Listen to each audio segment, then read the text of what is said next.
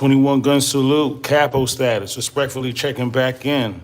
We are the best there is, best there was, the best there ever gonna be. Let's tap in. We gotta lock in. Talk about this audit. Let's talk about this audit real quick. I got some reading to do. And y'all know my eyes already. Y'all know my eyes here you go for the next generation.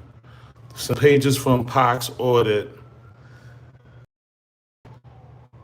These don't even talk about the audit. Let's talk about this audit real quick so y'all can have the documents for yourself.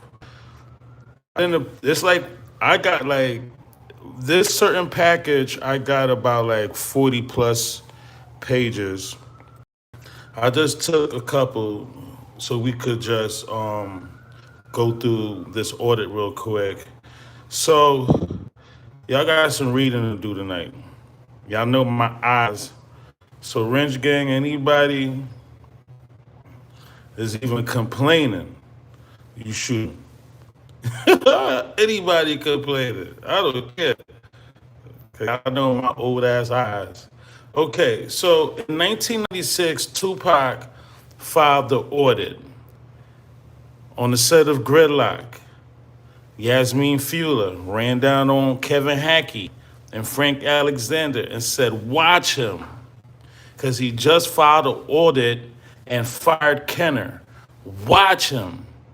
A few weeks later, Frank gets a call from Al Giddens, if I'm not mistaken. Hey, come get this dude, because he's trying to take Masters out the studio. A few weeks later, a couple of months later, I don't even know the time. Money. Grass for this audit. And you guys got the documents there. You could read it on your own. I gave you all 6 documents, or 9. I think I'm doing 9 tonight. Gave you all 9 documents. You could read it on your own. Okay, so where do we begin? I saw it over here. I want to start with the Michel'le Range Rover. I want to start with that.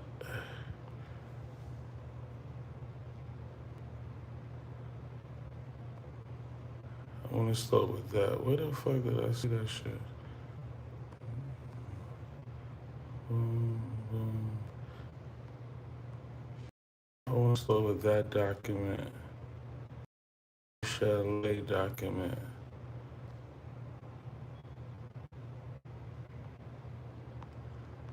Bro, I saw it over here. Boom. Let's start with the Michel'le document.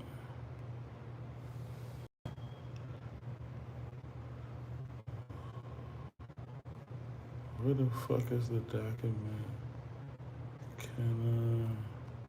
Am I skipping over it? Boom, boom. Let's start with the Michel'le. August, February, June. Charge. Jeez, Tino. Oh, here we go. Is this it? Oh, here we go. Okay, so let's run through this document real quick. It says it right here. September 3rd, 96, Tupac was charged with expenses associated with Michel'le, another death row performer, favored by Suge Knight, a Range Rover, the check number, here go the check number, drop comments below.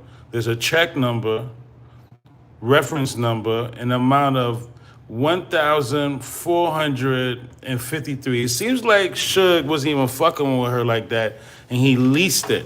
Drop comments below. That's the check number. Suge, can you get me the Range Rover?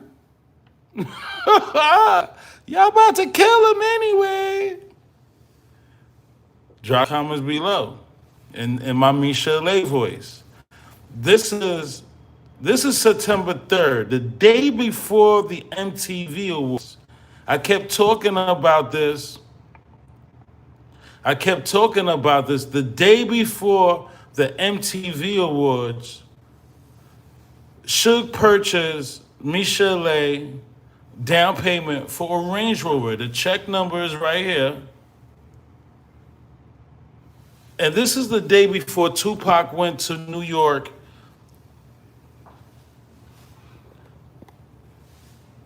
And talking about Death Row East, you believe in God, then believe in Death Row East. He ran down on Nas. We going on 30, right? It also Tupac was charged 23,000, almost 24 repairs to a Porsche automobile. Although Kent Rock was one of Suge's associates and Knight owned a Porsche, Tupac didn't. Now this is after Vegas. No, hold on. This is before Vegas. Whoa. In 9-5. So we're talking about Pac was fresh out of jail. Whoa. I didn't even notice that. So Pac was fresh out of jail. Pac came out. Can I get a lifeline? Is Who Sneezy even in the building? Yeah, Who Snizzy? Let me get a lifeline. When was Pac out on bail? I'll wait. We got to do the math on this. I'll wait.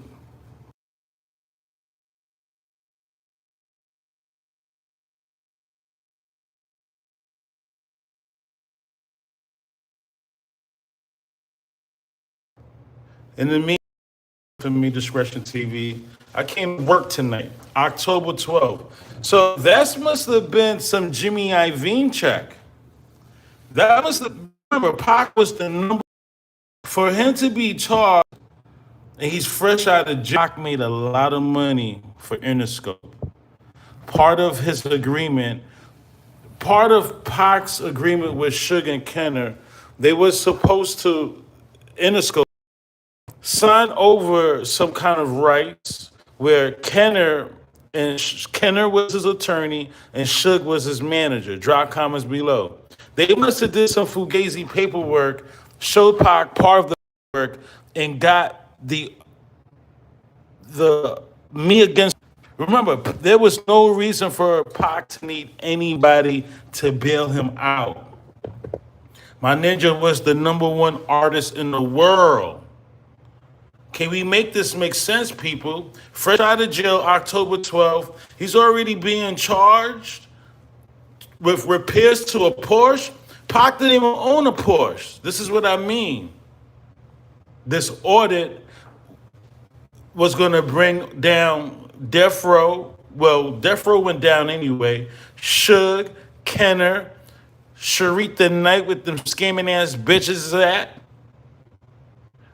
Michel'le. Everybody had a turn and everything. Drop comments below. I came over tonight.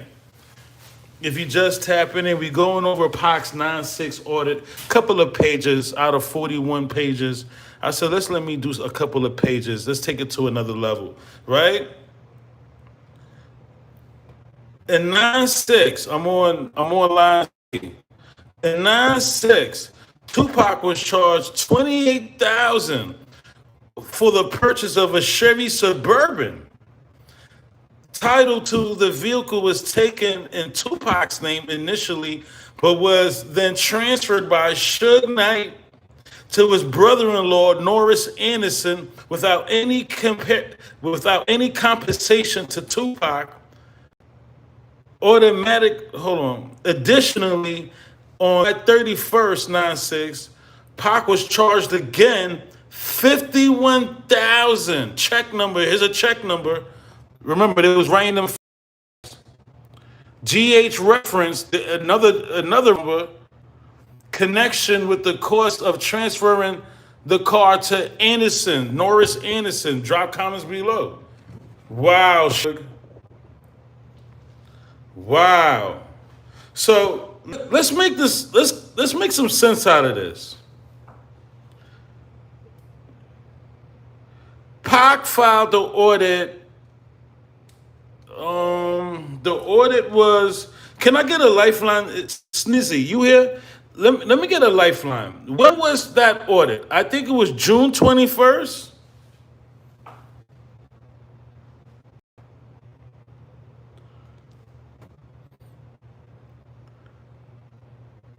Get the likes up for me. We shouldn't be struggling with likes. I don't know why this channel from the first season, like we struggle with likes on this channel.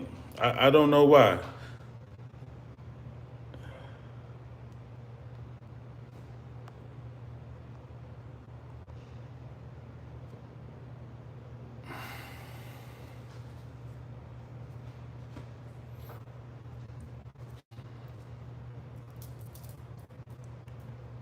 Anybody, if this Snizzy can't find it, can I get a day exactly when Pac filed that audit?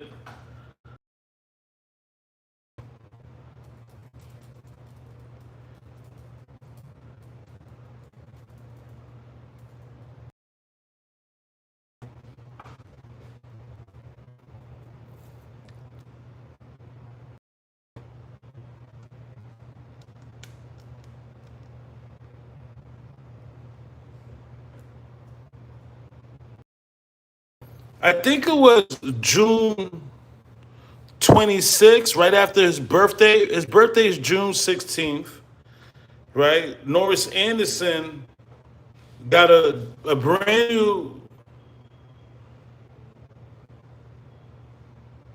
This is July 31st. This is after the audit. This is after the audit. Okay, moving forward. Line D.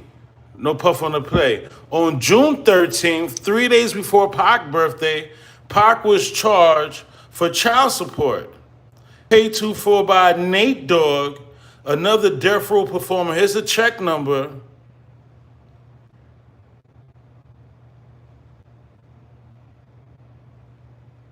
Here's a check number. Do this even give the amount? Do they say the amount over here? I can't really see. There's a scrock in this on my end. Do they actually give the paid amount over here, or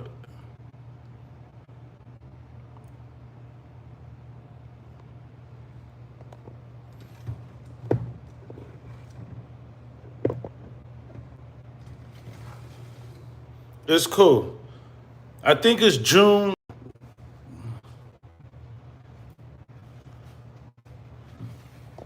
All right, 2,700, 2,700. So this is 3 days before Pac's birthday, 9/6.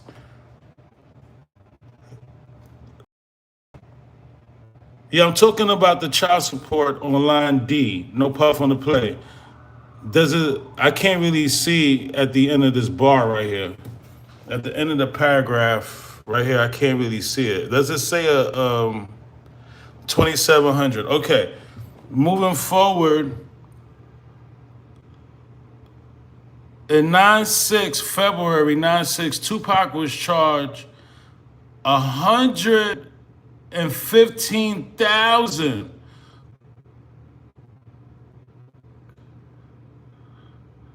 in payments of jewelry from BL. Hold on, I gotta take out the equation. I gotta take out the equation right now.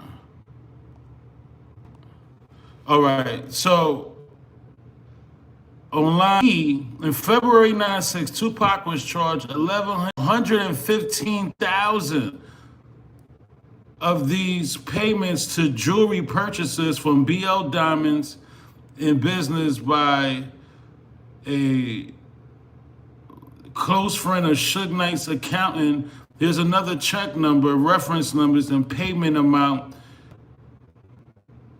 were as follows. Another check number, a bunch of check numbers in the amount of 67,000. God damn. In the amount of another payment, 15,000. Represented that the jewelry in question was a gift to Tupac from Knight, but Pac had to pay the bill. So Suge was fronting like he was getting Pac all this jewelry. Can we make this make sense?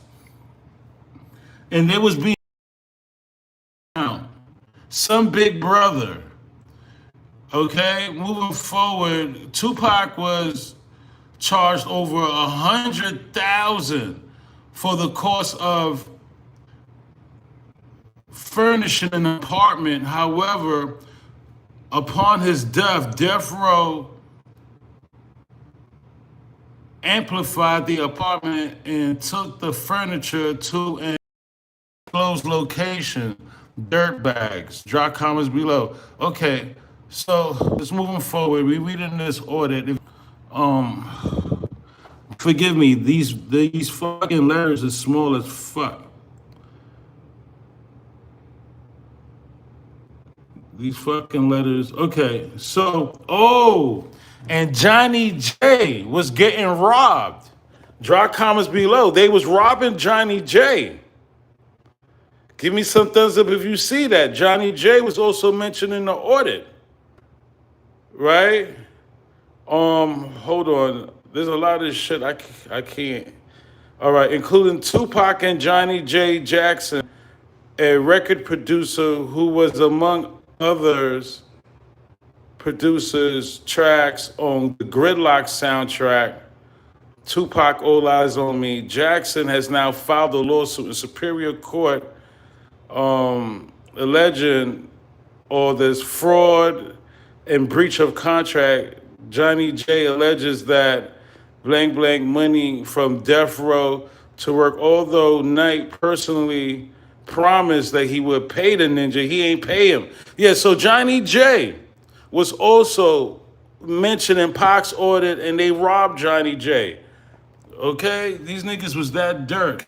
The brightness. Okay, maybe that will help me. Okay, yeah, that did help. Okay, compounding Death Row's financial problems was Knight's claim that Steve Cantrock, the very accountant Knight had favored with gifts, had stolen 4.5 million from Death Row. That loss, of course, also to be funded by Death Row. So yeah, this story was interesting. Knight was extorting Cantrock and told him to lie that he stole 4.5 million. Drop comments below. This had to go into hiding. Keep that name in mind for the future references because he came up a few times in this audit. Creation of the Tupac Knight relationship. On or about December 9/4. Okay, that's irrelevant, but I can still read it. On or about December 9/4, Tupac 9/5.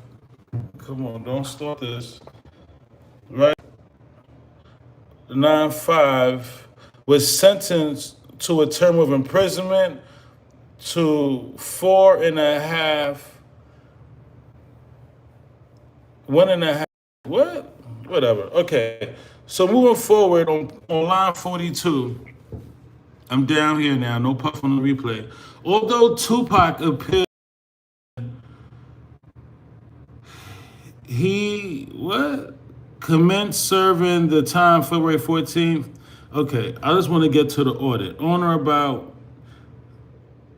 September 16th, 9/5, Suge Knight and Kenna visited Pac. Okay, that's not about the order. That's about Pac coming home. Okay, moving forward. On or after October 11th, 9/5, Tupac was released from prison out on bail, pending his appeal. During the short period between Tupac from prison, Death Row that year, Death Row, Tupac recorded full CDs, approximately 152 songs. According to this audit, there was 152 tracks, and other tracks have not yet been. Subsequently to October 11th, 9/5, Interscope and Death Row produced and released a double album recorded and entitled All Eyes on Me, which went quadruple platinum, having selling more than 5 CD, made rap history between Tupac and Death Row and the sales, Tupac was entitled to $12 million. God damn. Y'all see that? And forgive me, these fucking letters is small as shit. But y'all see this shit? Pac was entitled to $12 million.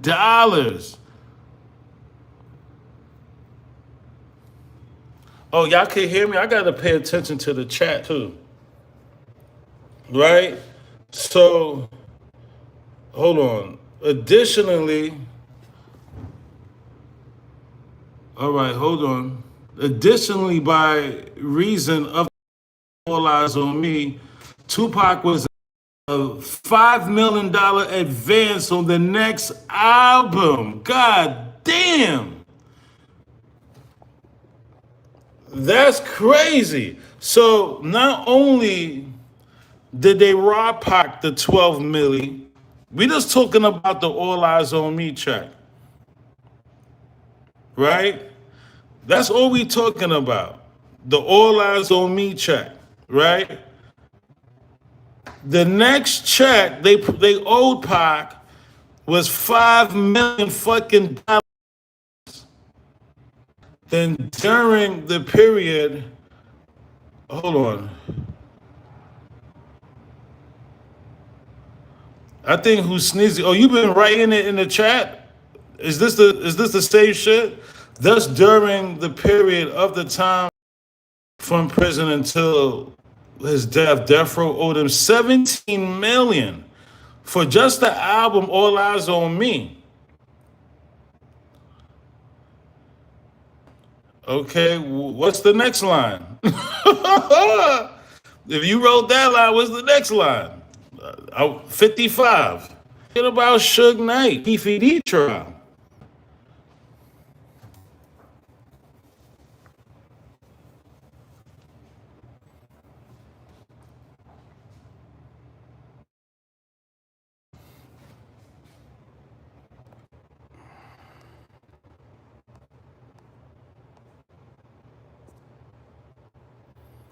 Snizzy said they owe him 500. But you're not writing the whole paragraph, man. Snizzy got one job to do. One job to do. How you gonna just writing out the period of the time from prison? Old Pac 517 million. Yet when he died, Tupac. Damn, that's a lot of fuck. Damn.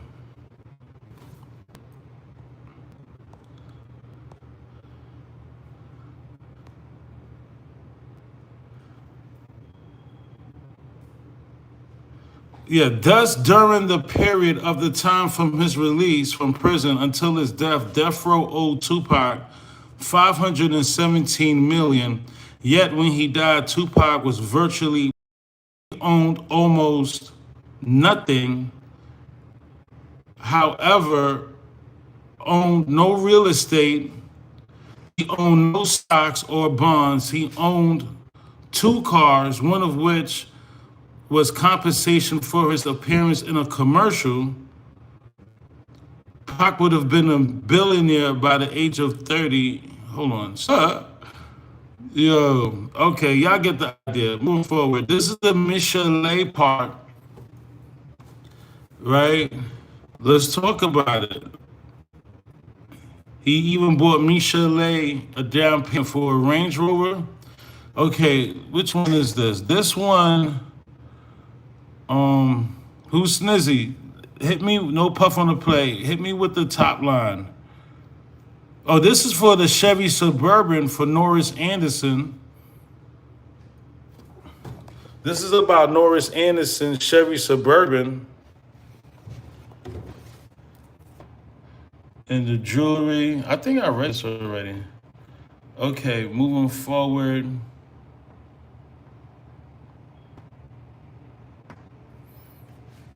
Damn, them niggas is dirt, bro. Tupac was charged over 100,000 in furniture.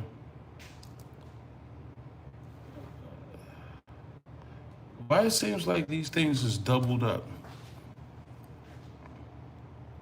All right, there's another one that talk about this. Um, let's see.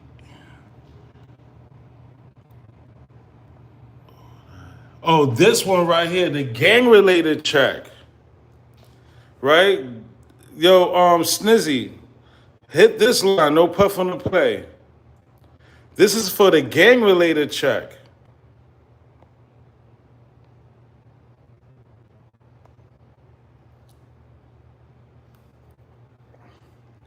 This is for the gang related check.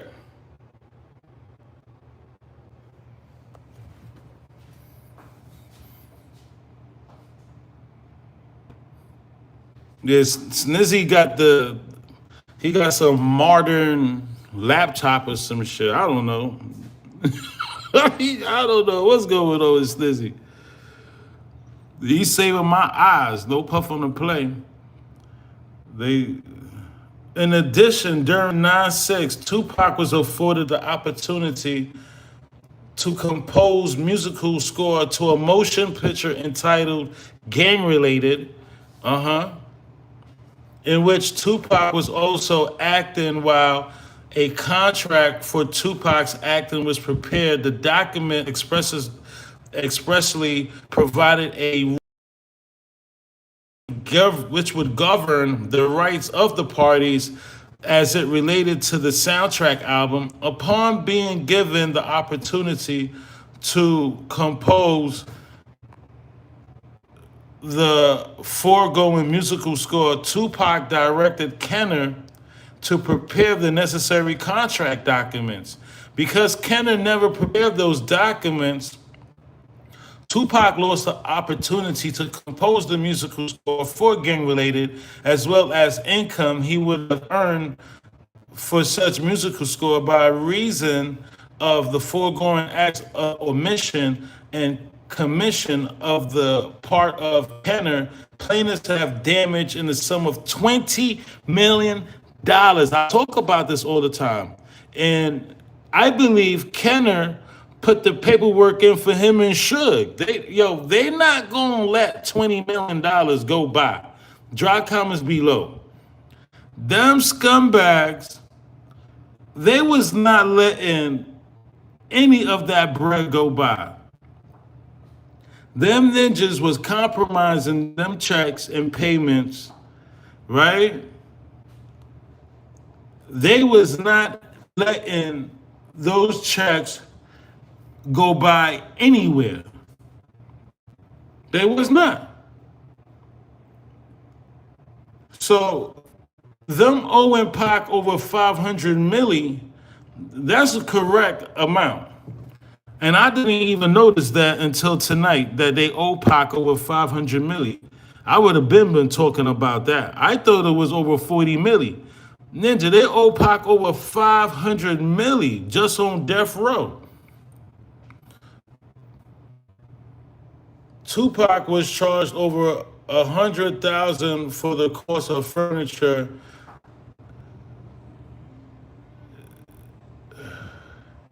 Oh yeah, this part is with the American Express card.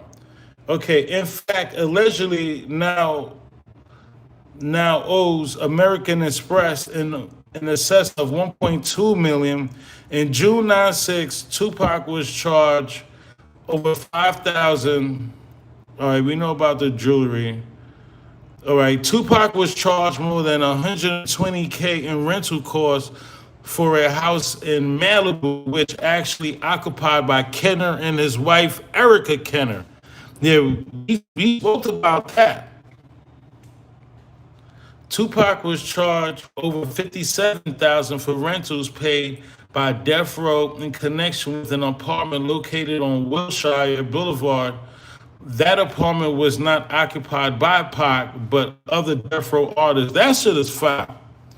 Nigga, Pac had the amazing credit that they didn't tell him about.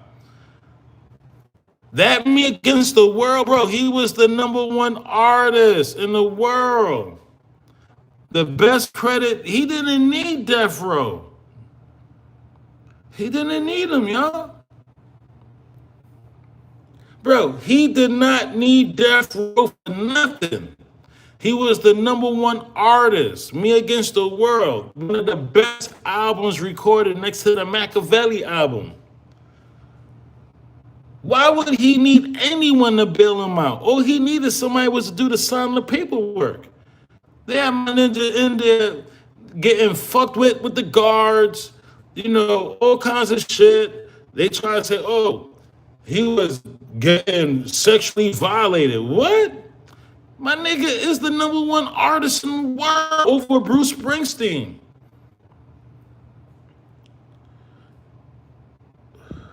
Shout out to Who's Snizzy on the friggin' lifeline. Cause my eyes, right? Yeah, and this is the Michel'le with the Range Rover, right? This is the final page. Yeah, I think I covered most of this stuff. The rest y'all can have. And again, you can't trust these hoes. These 304s, remember, she was in the studio written on Pac, tugging on Pac. Nigga can't even concentrate. Pac trying to make his fans a fucking album, right? My nigga couldn't even concentrate.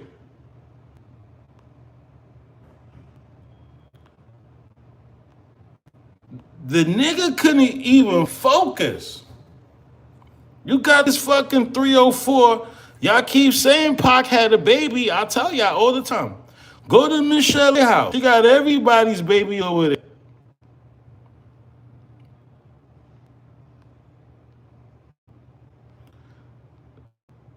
I keep telling you, go to Michel'le house. She got everybody's baby over there. Daz Dillinger was jealous of him.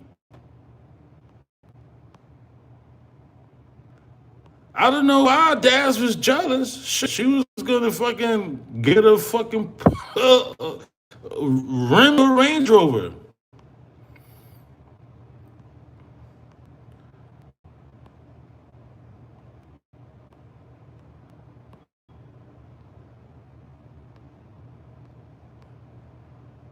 This shit is crazy.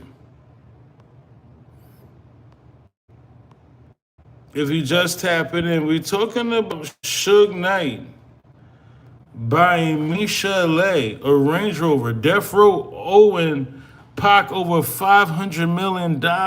Death Row robbed Johnny J. It was mentioned in this audit. And I got plenty of more pages. That's what, 9 out of 41? That's just the ones that really need to be out there. We're dealing with the Keefe D trial, and Keefe D is getting blamed for a lot of shit. It was said by Brent Becker that Cadillac was in Suge's entourage. That white Cadillac came. It was said by Brent Becker, the white Cadillac picked up Suge and Pac with the black BMW. Somebody in that crew was, I believe, a cop. Reg, oink oink, a pork butt. Somebody in that crew was a cop and was able to get away with a lot of shit that night, including when there was a noise complaint in front of Suge House, according to RJ Porkshoulder, Mr. Know-It-All, Carpethead, Mr. N-Word himself. According to RJ Porkshoulder Bond, he got a document that it was a police report that a white Cadillac was in front of Suge's Las Vegas home playing loud ass fucking music. Okay? In Frank Alexander's first documentary, Frank showed that Cadillac leaving with them at Suge House. When you watch the documentary, I think it was, what is that called? Before I Wake?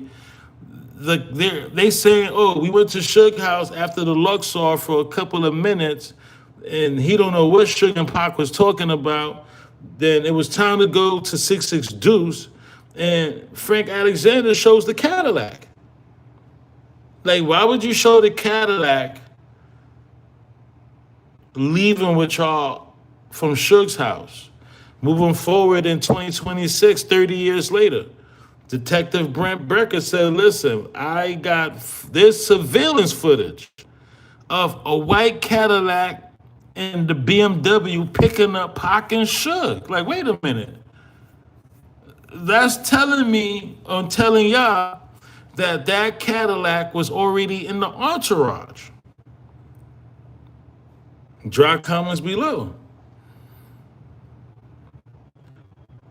We keep talking about it. In the video,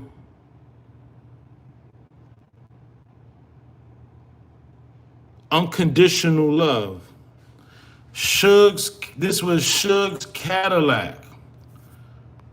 We keep talking about it.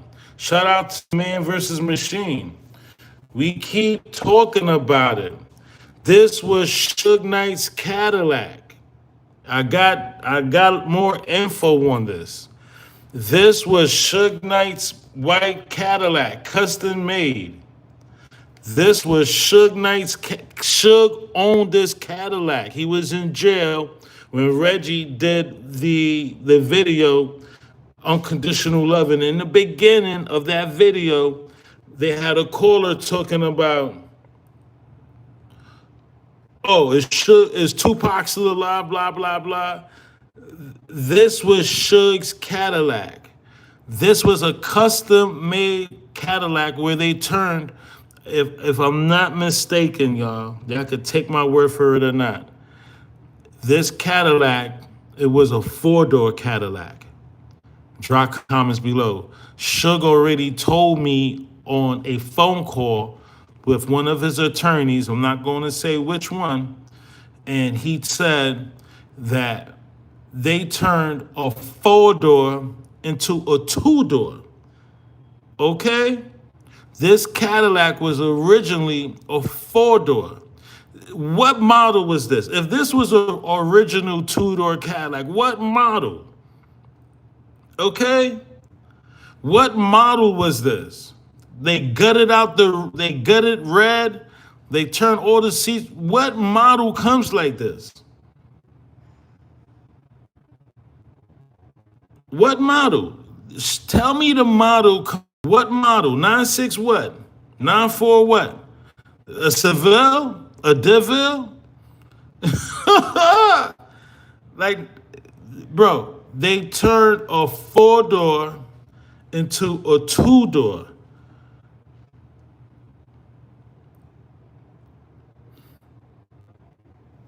Drop comments below.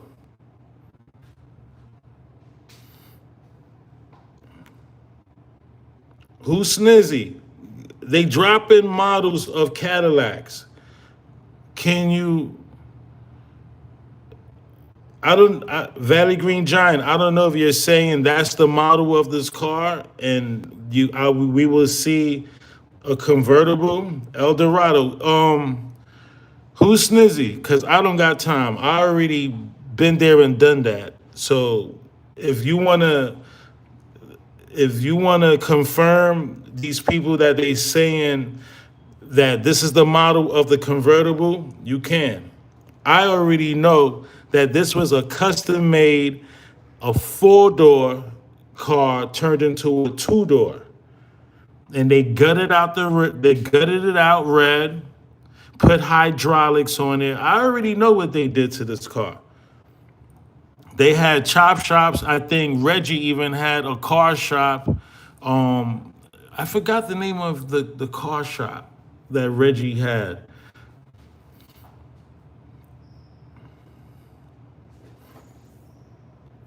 It's a two-door now, and I don't even know where it is now, but it was two-door turned into, no, it was a four-door turned into a two-door. Google it on YouTube. On YouTube, they got four-door cars turned into a two-door car.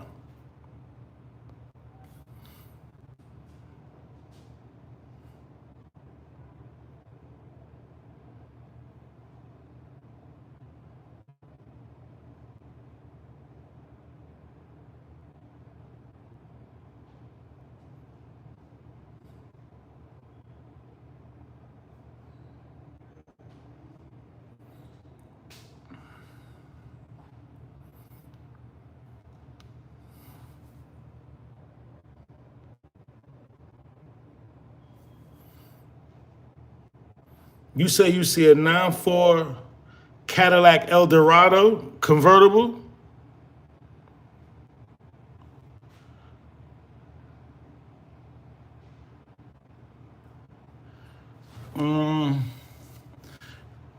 I can get I can play the video. Hold on, lowrider shop, mob, Nancy, no T, worked in.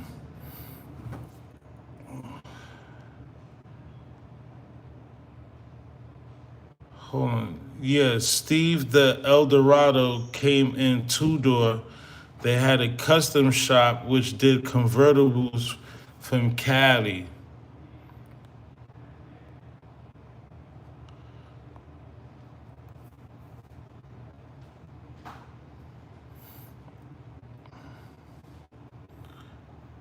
Yeah, Suge told me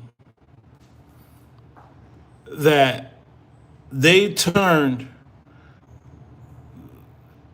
this car from a four door to a two door. And that's not the only car they did that to. I think he had another car that was a four door and they turned it into a two door convertible.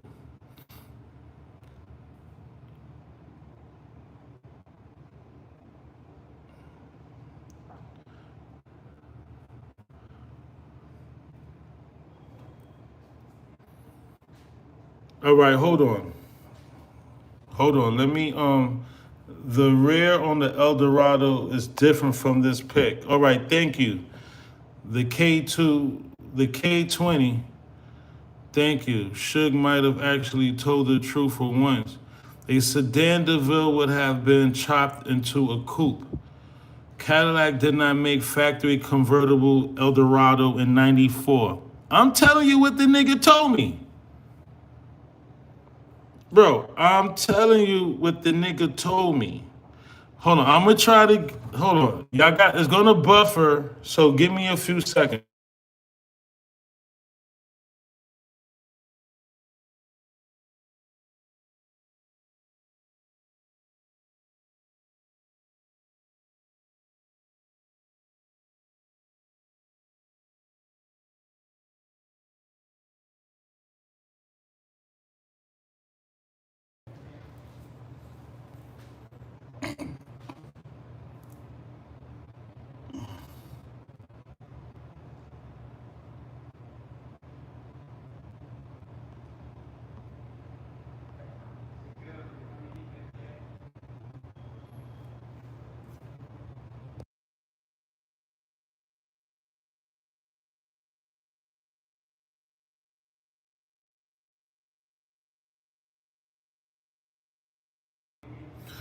Nasty work. They didn't even show the front of the fucking car in the video.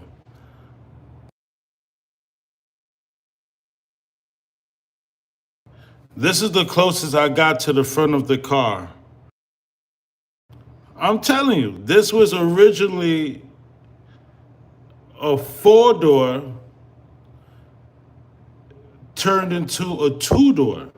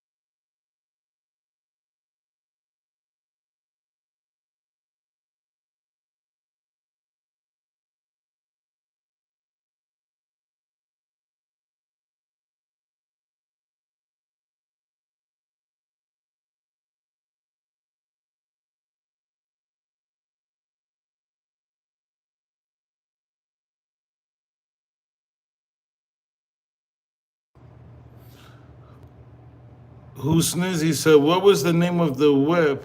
That was a 1991 STS, Cadillac STS. I think it was a, hold on, I got it right here. I still got it. If you just tap it in, we're talking about Tupac's 1996 audit and this Cadillac that nobody was driving. We're going to talk more about this Cadillac as we get closer to Vegas.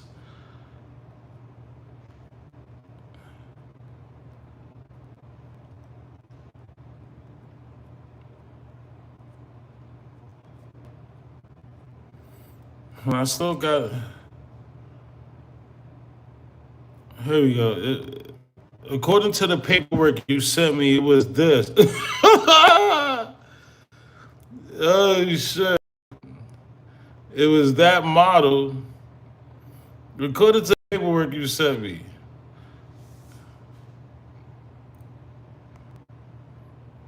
Let me see something.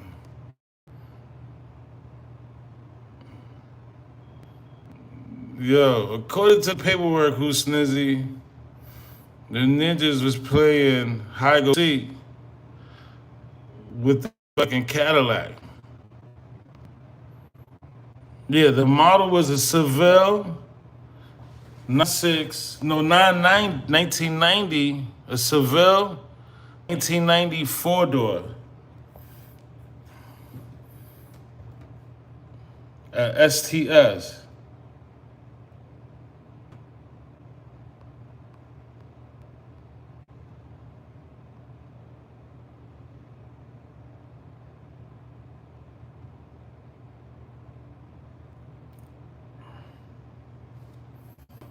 Now this is more like a 9.5, at least a 9.5.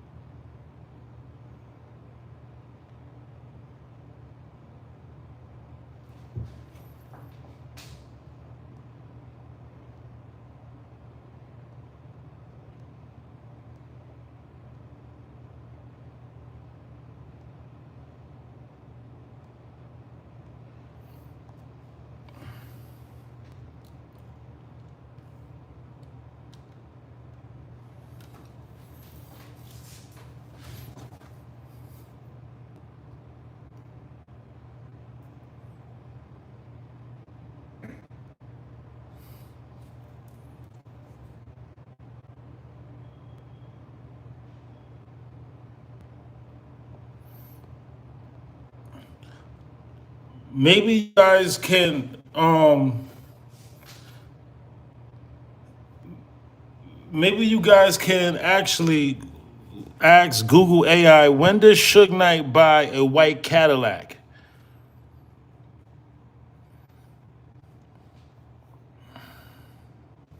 Maybe that might be the easiest way if they have it on record. If he didn't put it in one of his artist name, like Snoop name. Nigga put it in Snoop name. If you just tap it in, we talked about Tupac's audit in the beginning of this live show. Death Row stole over 500 million from Pac himself. Over 500 million.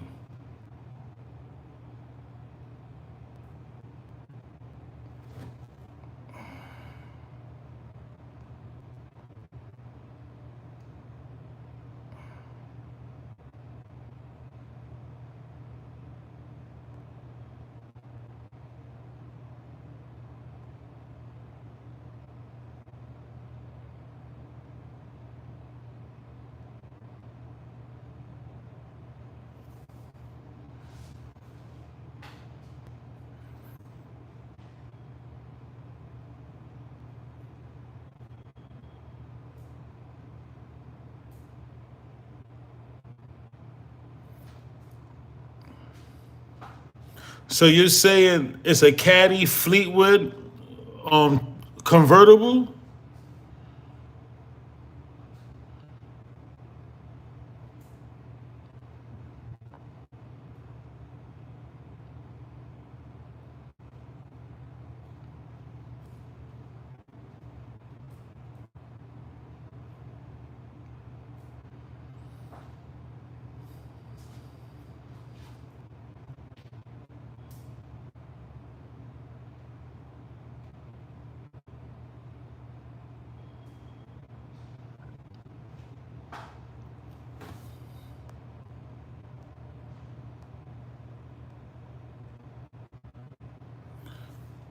The model is the Fleetwood, but are you saying it's a Fleetwood convertible?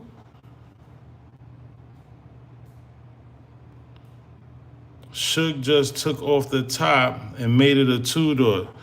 Oh, I see what you're saying. Okay. Yeah, they have plenty of videos on YouTube how to turn a four door into a two door. The company from Cali that used to specialize on converting cars, something like Pimp My Ride.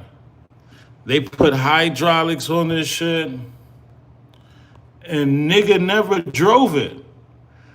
Shout out to Man versus Machine.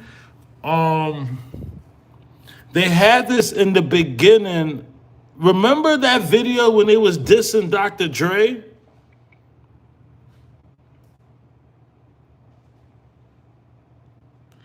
Hell Jar, if I check my Instagram, it's gonna buffer. So that's what y'all want me to do? If I log out, not log out, but it's gonna buffer. So give me a few. Give me a few. Um, who remembers that video when they was dissing Dr. Dre driving around? I think this was the same car they was driving around in. Fleetwood for sure. I wonder if he took the hardtop and made it a convertible. And now I'm wondering if he made a convertible after September 7th.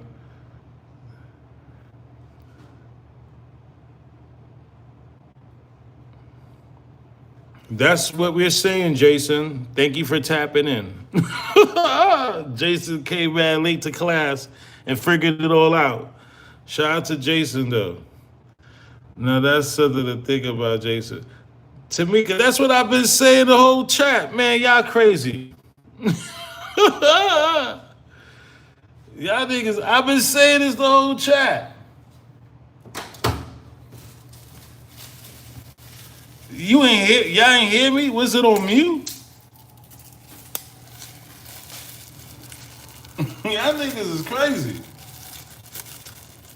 But wait a minute, I'm the one that presented this to y'all, told y'all that they turned the four door into a two door after the shooting.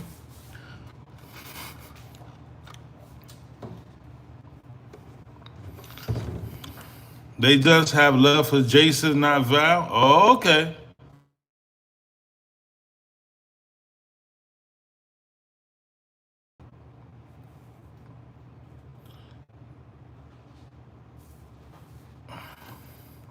Now it's all good. Tamika wasn't listening. I don't know when Tamika tapped in, but it's all good. As long as everybody's on the same page. Hell job. I don't see. Would you just send me like a paragraph?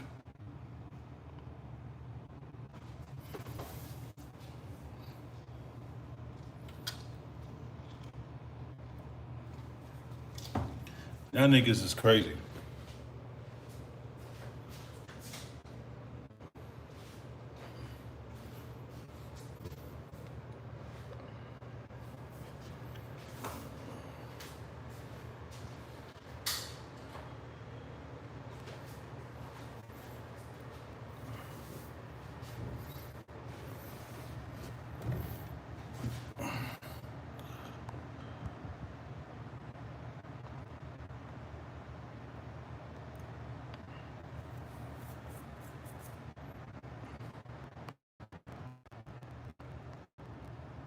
I don't know what's going on with y'all tonight.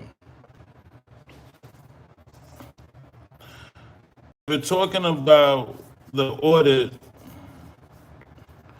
that exposed that exposed Suge buying Michel'le a Range Rover. He robbed Johnny J. Suge buying a Tupac's account.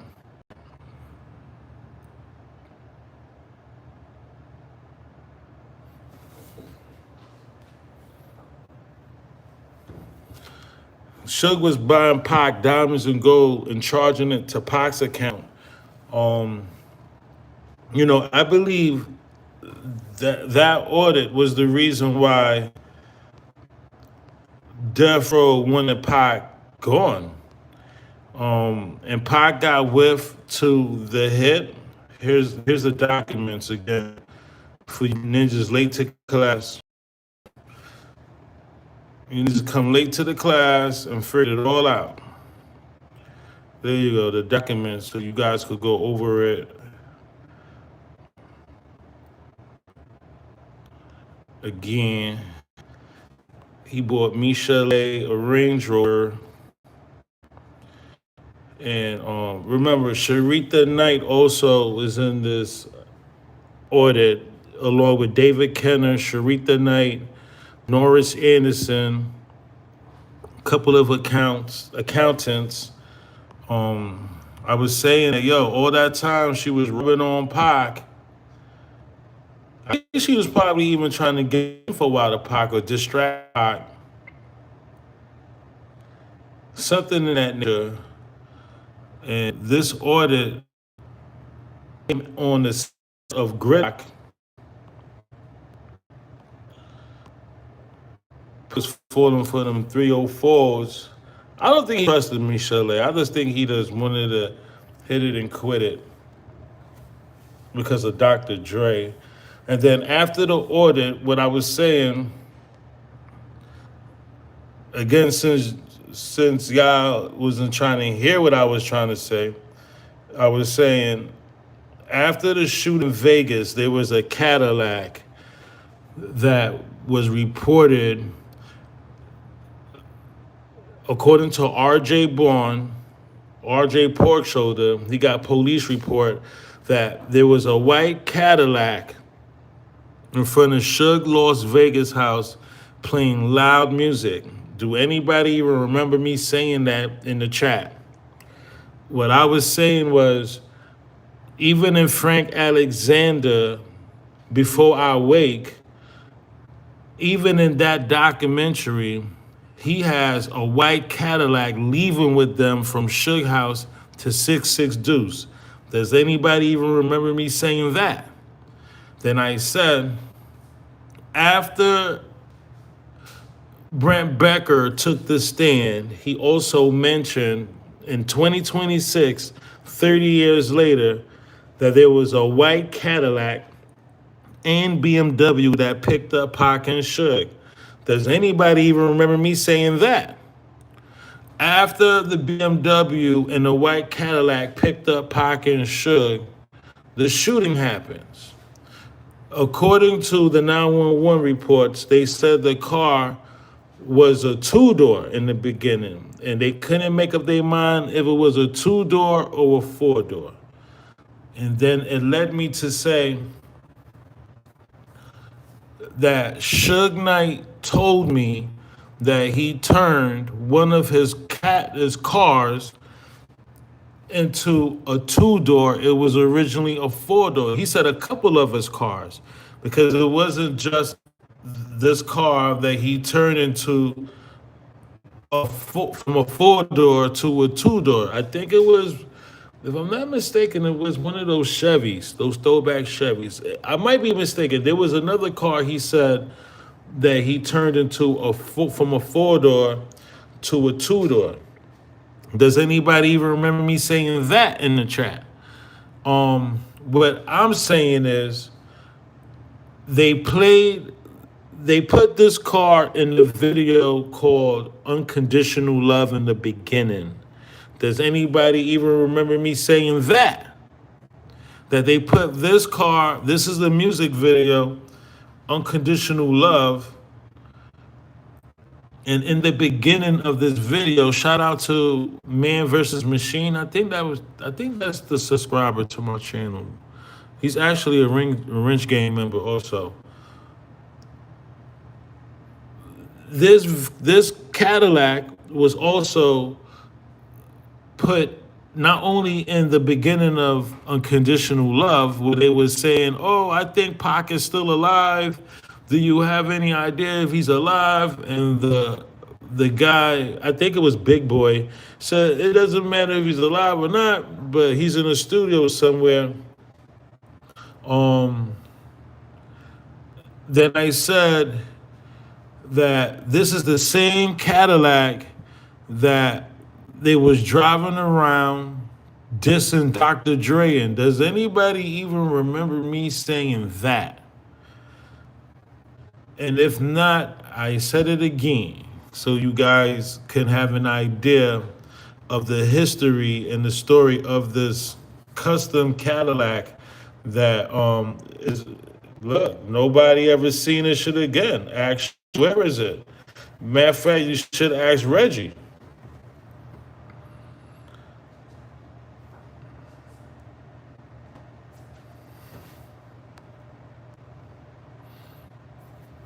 Reggie was the one in charge, and Reggie was in charge. Reggie was the one that was signing the checks, signing artists.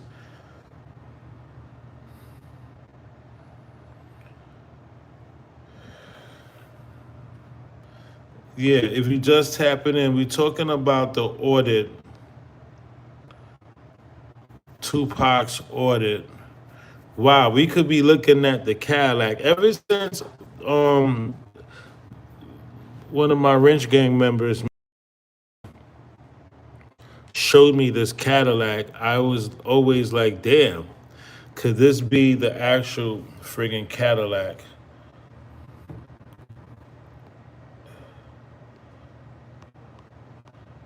that did the shooting?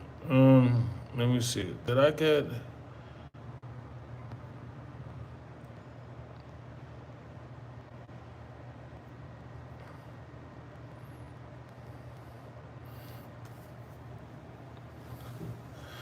Yeah, so there was a big mystery with this car.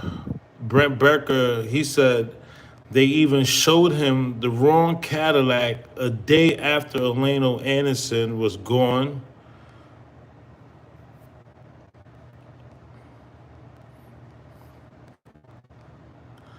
A day after Eleno Anderson was assassinated, they showed Brent Becker the wrong Cadillac. Hold on. Do I got any?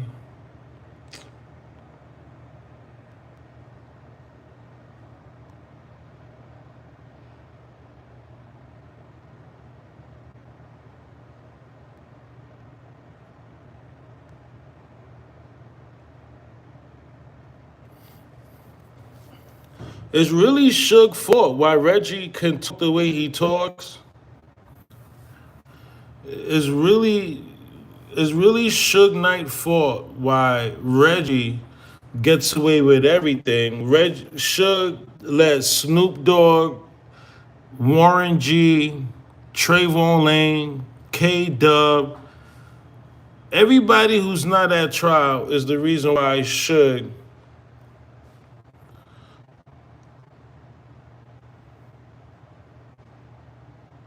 I guess not talking. David Kenner, Harry O, all of these ninjas that Suge is protecting just by not talking. And if you believe Pac faked his death, and I look, this whole shit is the most complicated homicides in history. But Suge is the reason why all these ninjas got away with the homicide or the conspiracy to commit homicide. It's just weird how Suge can go on Pierce Morgan, the podcaster that's in the Epstein files, along with Hugh Hefner. Them niggas is all in the Epstein files. Hugh Hefner from the Playboy Mansion, right? Suge could go on these ninjas' platform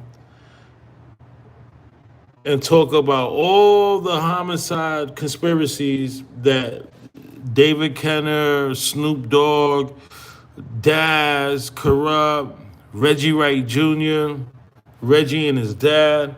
Suge can go to all these ninjas' platforms, call TMZ in the middle of a trial. Ninjas in the middle of a trial. And he can call TMZ and just break down the whole case and talk about. I didn't even know when was the last time Suge ever said Pac was his little brother. I can't remember the last time Suge ever said, yo, Pac, that's my little brother. You know, it's just a lot of animosity, I believe, because he's still mad at Shakur. It's just nonsense. And when you look at the audit, I just showed y'all the paperwork, over 500 million.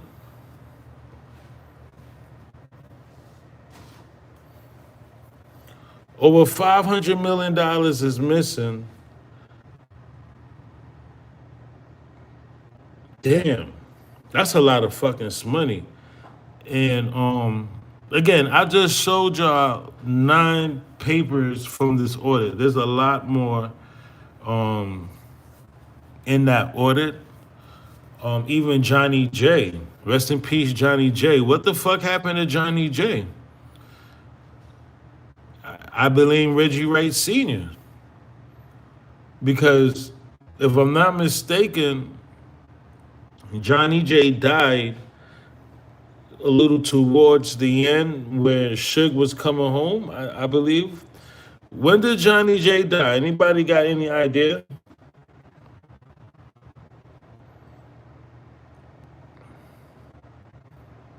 Hell, John said Pac was on his way to $1 billion.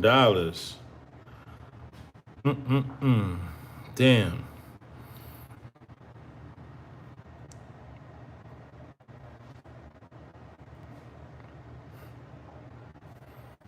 Johnny J died October 3rd, 2008. That's right around when they started the federal task force, the Greg Bacon federal task force. And we still don't get no surveillance footage of the area Johnny J died in. We're talking about a state prison.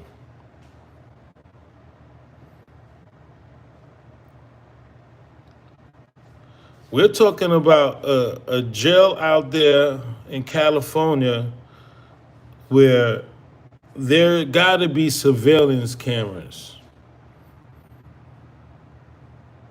They were saying he jumped out the window. I thought it was from one of the floors in the jail. I didn't think it was out the window. Well, however he died, I'm pretty sure there's some surveillance footage somewhere, or there was some surveillance footage.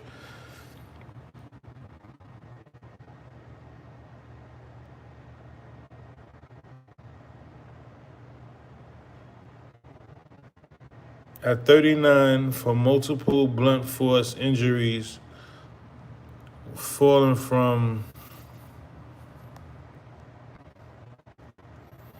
an upper tier at the Twin Towers Correctional Facility in LA. His death was officially ruled a suicide by a coroner. Yeah, yo, Russell, what's good? Jersey, stand up.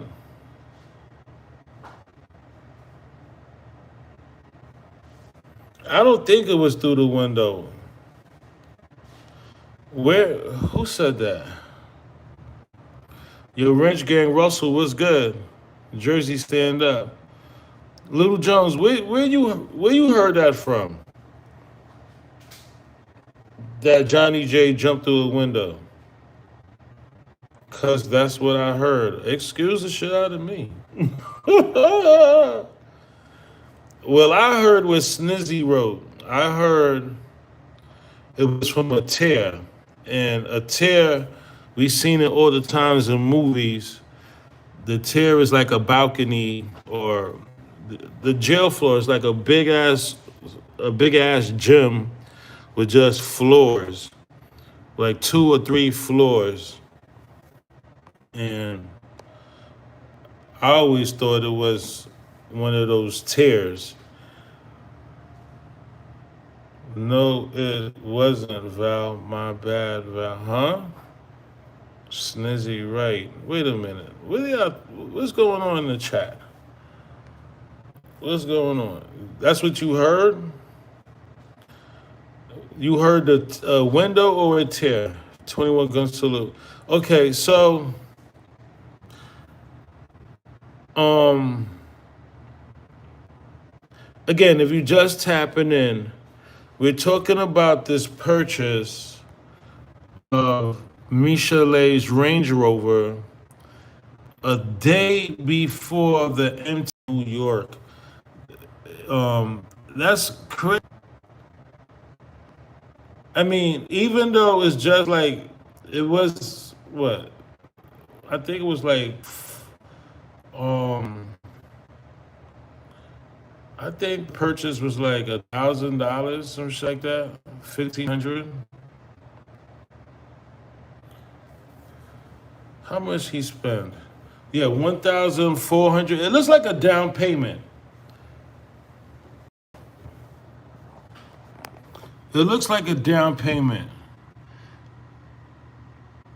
1,400 had a car note.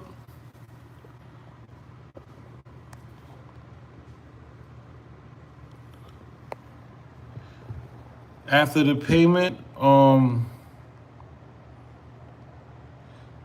fact that it was done September 3rd, 1996, a day before the music awards,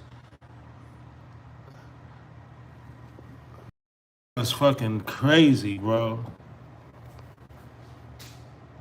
Also, the gang related check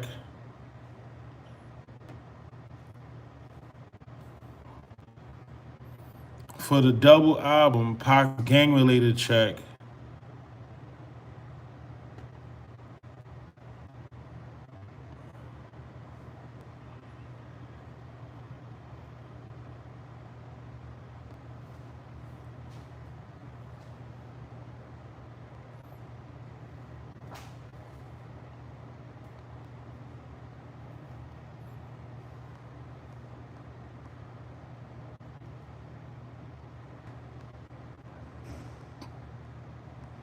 Yeah, Sugar's a scumbag, bro.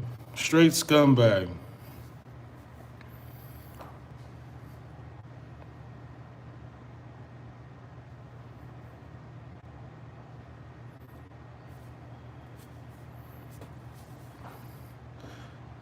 So let's talk about it. So Michel'le, not only does she had this, this free purchase of a Range Rover on now, but remember, Suge went to jail, was sentenced in February of 97, like a few weeks before Biggie died. Suge gets sentenced, and then I would say right around where Heron, rest in peace, Heron, right around where Heron died, Reggie takes over. If you remember the timeline, and that was in June, if I'm not mistaken, June of 97, June or July. Y'all could give a lifeline on that. So Heron dies, and Reggie takes over Death Row because I guess Heron was in his way. And the way Heron died, Lord have mercy. That's what Keith D said when he heard Biggie died. He said, Lord have mercy. When you read those transcripts with Keith D, he said, Lord have mercy. So Heron gets assassinated, and that his homicide needs to be federalized. Who said that? Oh, Russell said I forgot who Heron was. Hold on, I got a picture of him. Rest in peace, Heron. Heron was the enforcer. Heron was there in Vegas. Heron is another witness. I got a picture of Heron for you guys. So Reggie takes over Heron's spot, and he's running Death Row now. Him and Michel'le with the rubber stamp, they creating the checks. Reggie got his hands on the checkbook. And Reggie is the new crown king, the handicapped rapist YouTuber. He's the new crown motherfucking king. And he's creating these checks. He's buying his houses. He's living like Suge Knight. He's the Compton PD Suge Knight. One day, Michel'le pops up and said, Suge said go see him. Reg, I can't write another check or rubber stamp another check until you go see Suge. He said go see him. This is what Reggie says. Reggie said, look, Michel'le one day popped up and said, look, Suge said go see him. According to Reggie, he pops up, go visit Suge.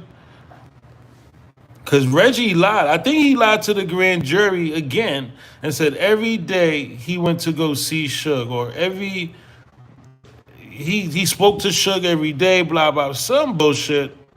This is Heron right here. Rest in peace, Heron.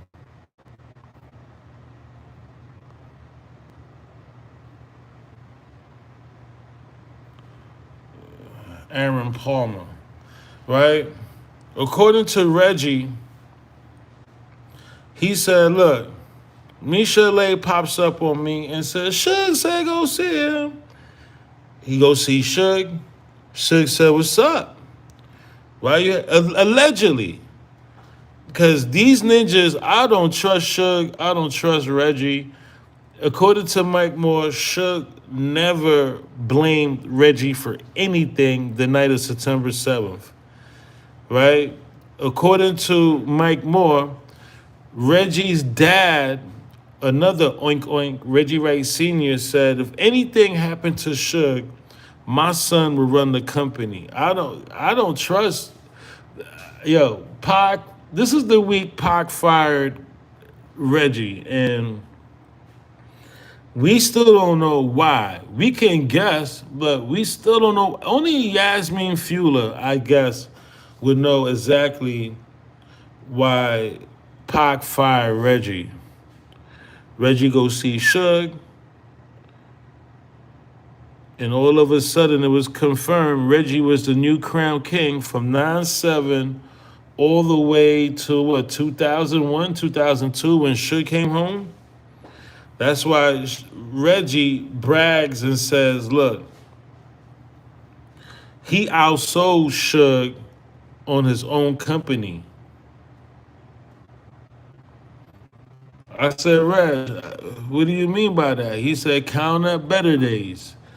Count up until the end of time. Count up when he took the catalog from here and sold it there. So, these guys are platooning partners, and it cost Heron, I believe, his life. Because none of that went down until Heron got assassinated. And, yeah. So, speaking of Keefe D and the Keefe D trial, I believe Keefe's own transcripts is going to bury him. I don't see him getting a case dismissed or he's beating this. Suge not even talking. It's in Suge's best interest not to even talk. Greg Caden, he's not even talking. Greg Caden, he let Mike Dorsey do walking. This is the first homicide trial in American history where I believe this is Greg Caden's, aka Greg Bacon. This is his proffer agreement. If it's your proffer agreement, why you're not invited to the party? Yeah, I believe Keefe D, is the fall guy for what he's saying. It don't, but I believe he has some kind of involvement. He want to say it's a script, but script. There's parts when you listen to the audio, in the original audio of the proffer agreement, he's telling them, y'all want me to tell you the truth or you want me to lie to you? What? How is it a script when he's actually telling them this? So, I don't think it's a script. I think he's trying to create a script. I believe Keefe D has a lot to do with some kind of, and the Southside Crips stepped on a thinking they was going to do the shooting or some shit like that. Only Reggie can tell you. But the Biggie shooting, he's definitely involved with that big. Didn't hear the shots. Oh, he won. He's the only one. Oh, shit. D, he's the only one that was at the Peter Pickerson in Keefe D's language, in Keefe D's vocabulary. He was the only one at the Peter Pickerson. Biggie died, the Peterson Auto. Nah, bro. How you not gonna hear all those shots? You was in a parking lot.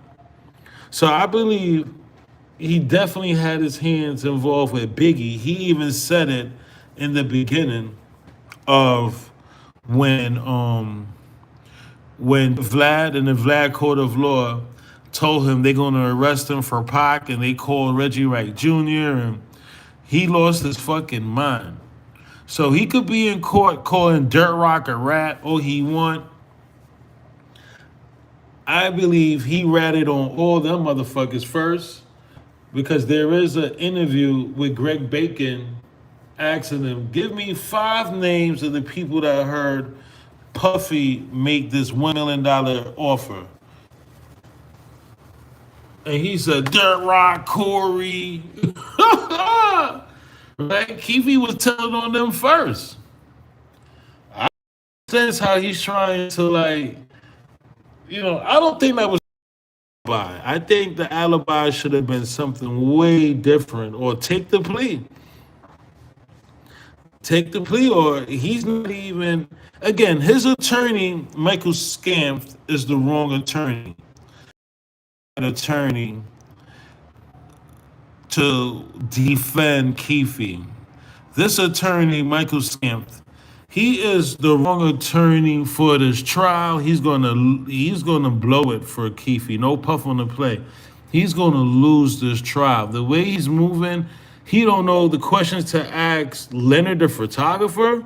He don't know the questions to ask Reggie Wright Jr., the handicapped rapist YouTuber, about the 40 caliber handgun that Reggie and Suge, Reggie Wright Jr. and Suge got rid of this gun together.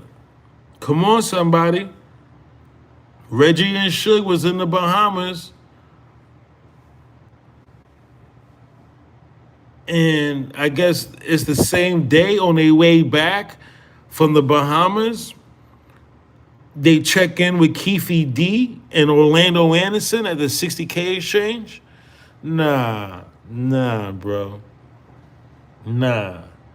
They missing this 40 caliber handgun, and this attorney don't even ask about the gun that Reggie Wright Jr. admitted. That's what I'm saying.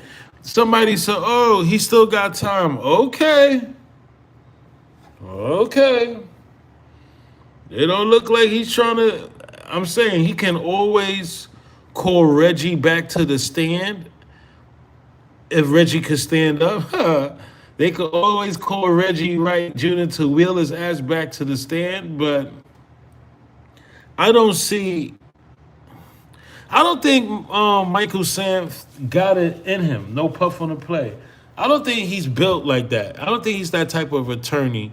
Um, the questions he's asking is like, bro, all right, you asking these questions to do what? What? Like, come on. Um, he didn't ask Reggie Wright Jr., how did you know within an hour that it was the Southside Crips? One of the main questions. If they're trying to blame Reggie Wright Jr. for the shooting, if they trying to, say, hey, it was all Compton PD, right? Why isn't this attorney, when he had the chance,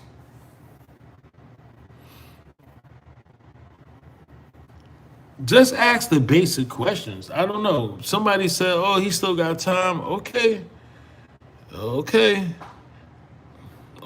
Even when he interviewed Mom James, he let Mama James get away with being a hostile witness. I'm just waiting for Neckbone. Because Neckbone, this nigga Neckbone, he's in Vegas right now. Neckbone, he's trying to reenact what happened in Vegas. Neckbone, I don't know. It looks like Neckbone. Here you go, Neckbone. He's in Vegas right now. It looks like Neckbone. He's trying to retrace the steps, trying to just, is this? It looks like this the MGM. If I'm not mistaken, he might be in the MGM. This might be the friggin' MGM. This nigga Neckbone living his best life out there in Vegas, making posts about Vegas, playing Machiavelli, Life of an Outlaw. There's nothing about you, Neckbone, that's an outlaw anymore. Yeah, you might have kicked the 3 off the fake Orlando and Buntry kicked the 1. Rest in peace, Buntry. But bro, there's nothing about you that represents Life of a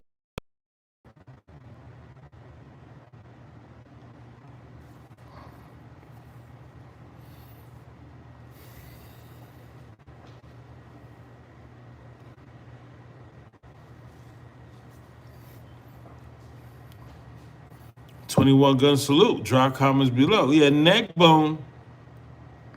He's out there in Vegas. It's him and Idiot I Mean. They need to take the stand. Who else? There's a few people that they had on the list. I think Castro is supposed to take the stand. My ninja Russell from Jersey said, never trust no nigga named Neckbone. No puff on the play. Yo, again, if Mama James was a hostile witness, just imagine what Neckbone gonna do. That's crazy. And that's what I mean. Michael Scamp, he's a bad attorney. He should have had Mama James tased, dragged, handcuffed, tased again, and held in contempt of court. What court can you know? What court in America can you be subpoenaed and act like that and tell the defense attorney, you're going to have to treat me like a hostile witness, and your attorney don't say, Your Honor, can you please advise the witness that he can be held in contempt of court? Simple. This is not rocket science. We see this shit done all the fucking time. Your Honor, can you please advise the witness that if he don't answer the questions, he can be held in contempt of court. None of that. This ninja Michael scam let James show out,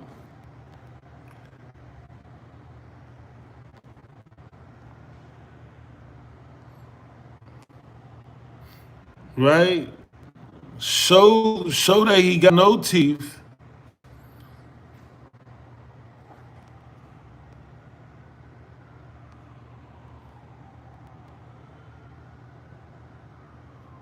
Then Reggie popped up and he manipulated the courtroom. The judge asked him one question.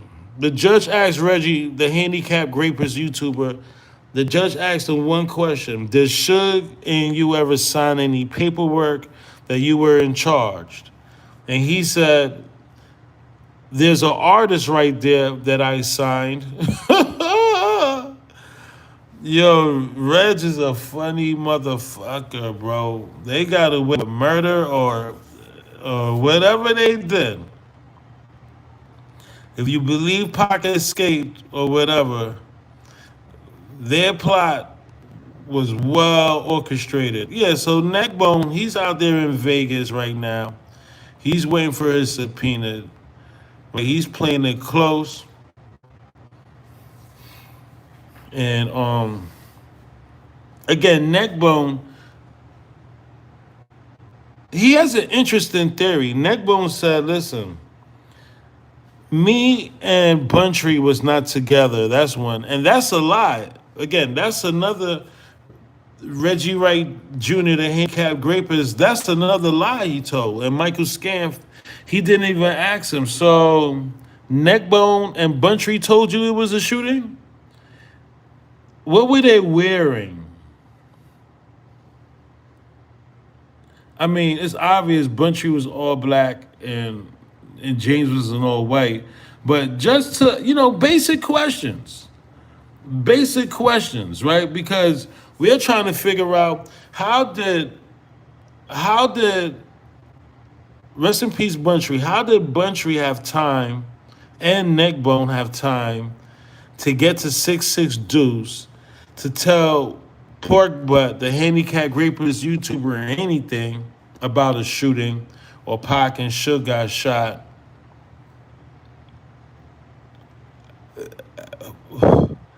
Unless they had rocket jetpacks, I don't see that happening. Some George Jetson shit. Bro, remember, Neckbone, he said, look, he couldn't even chase the Cadillac, and that was a lie. Again, if Michael Scamp kept his ear to the street, he would know that Neckbone said, look, I didn't chase the Cadillac. I couldn't get my gun out quick enough. Suge and Pac chased after the Cadillac. Neckbone said, I was on the floor with the homies. I was on the ground. They had me face first on the ground with the homies. So how did they have time to check in with you, Reg? Again, Michael Scamp, this attorney, he's not really a great attorney, and I actually see Keefe D getting sentenced because that new outburst, Keefe just had another outburst and say, Your Honor, this guy who's the DA, he's keep giving out my address. James, Keefe D called Dirt Rock a rat. Right after Dirt Rock's testimony, Keefe D called him a rat. That's crazy. Bro, that's freaking crazy. Bro, that is fucking crazy. Keefe D called the nigga a rat. Called Dirt Rock a rat right after Dirt Rock gave his testimony. That was crazy. Like the camera's not all on him. Like, bro, we can read your lips, bro. He said you rat fuck. Keefe D, he had another outburst and told the judge that her DA is, giving out his address. You know, what else? His sister address. Yo, bro, this ninja Keefe. The judge was like, and you are too. I was like, oh shit. Whenever a judge tells, I would say a defendant, right? He's a defendant. Whenever a judge tell a defendant, and you are too, after the defendant say, hey, the DA is giving out my address, and you are too. Oh shit. Yo. Yeah, she don't care. She's who Snizzy said she's over it. Yo, she's on one. I told y'all, he better pray she's not on her menstrual. Keefe better pray it's not that time of the month for her, bro. Or she don't got menopause, right? Drop comments below. He better hope this white lady don't have menopause or fibroids or her menstrual. Bro, are you shitting me? Bro, can anybody get her birthday? Give me a lifeline. Snizzy, I see you still here. Give me a lifeline. When is Judge Kearney, when is her birthday? We can tell you right now what type of woman she is. Because if she had a menstrual with fibroids and a motherfucking menopause, oh shit. I know she has menopause. She's up there in age, and she might have fibroids. She looked like the type of woman to have fibroids. So those two I know she definitely is a candidate for. Now, is it the time of the month for her? Woo. Right? And based on her horoscope, what she is, oh Lord. This ninja is going to get the gang enhancement. I'm telling you. Yo, bro, she's already telling the nigga, and you should too.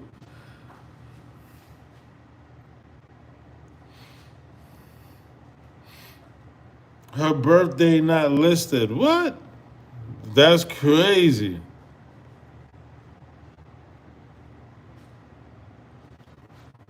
What? For her birthday not to be listed, she might be a fucking lizard. She might be one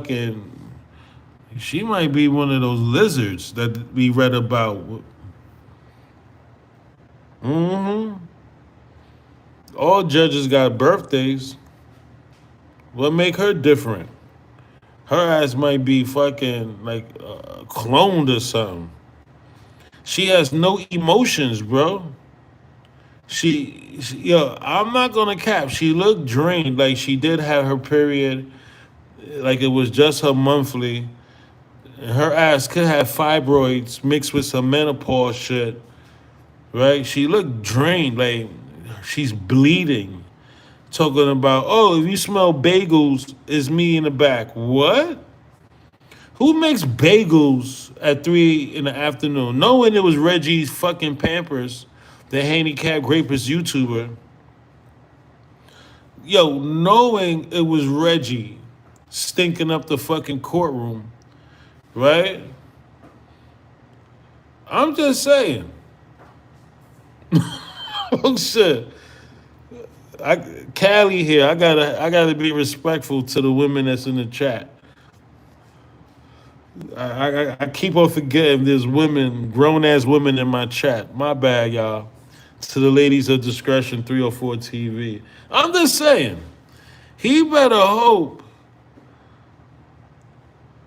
that this judge have a great weekend, okay? And her husband actually took her out, buy some flowers, rub her feet, get some ice cream. Hold on. We got a lifeline. Carly Kearney was born in Minnesota. Her professional experience includes working as a public defender in Champaign County, Illinois, and Clark County, Nevada. Kearney received her bachelor's degree in communications from the University of Illinois in 2003. Nah, they have all that, but they don't have her birthday. Nah. Did you try Google AI? Kearney is 44 years old, born in 1982. So she's 44, born in 82. She knows nothing about Tupac. I tell you that. I'm not. I'm just saying 44, but in general, that's straight from Google AI. I'm just saying she don't look like she's a Pac fan. That's what I mean. Not that her age. I'm just saying in general, she don't look like she's a Pac fan. That first judge, that black lady, that Keefe faced, she looked like a straight Pac fan. She was not having it with the Compton Street legend. What? That black judge? Who remember her?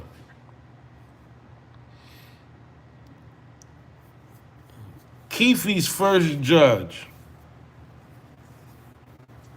Hold on.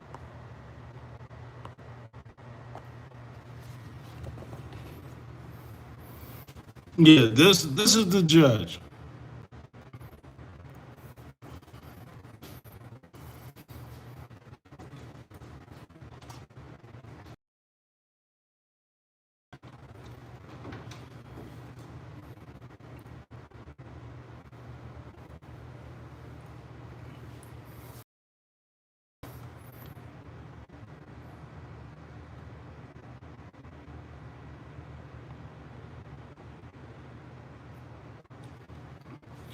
When Keefe was facing this judge on arraignment, oh Lord.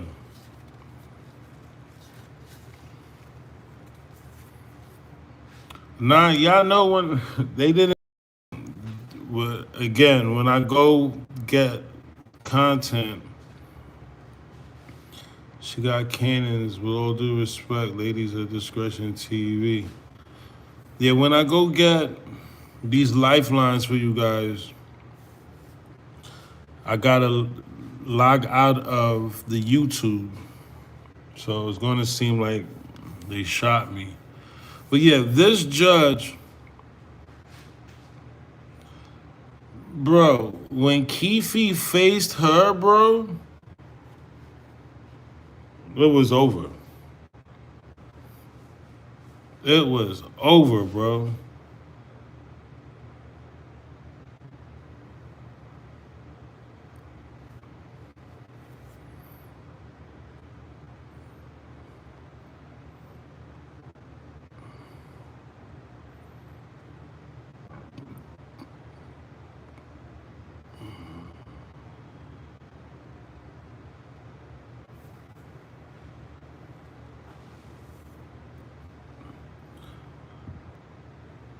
Word. So, yo, they got a lot of audio on Keefe D. Bro, Keefe got so much audio, they can make movies on top of movies, bro. He has a lot of audio, y'all, that incriminates himself, incriminates a lot of people. Trayvon Lane, K Dubs, Corey Edwards, Reggie Wright Jr. That nigga audio, even the judge would be like, yo, we gonna go to recess. Unbelievable. Can all that be scripted? I think not. If he wants me to believe or anybody else to believe that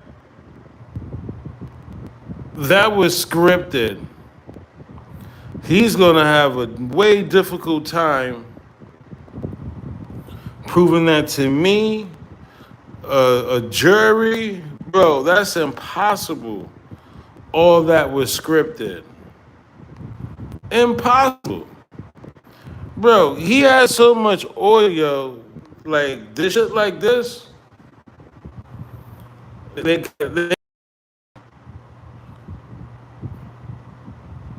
bro, that's impossible that all that was scripted. Right? This is his face when they played one of the audios.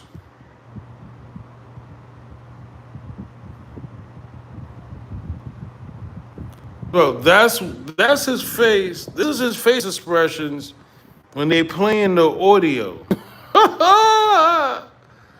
It don't look scripted to me, right?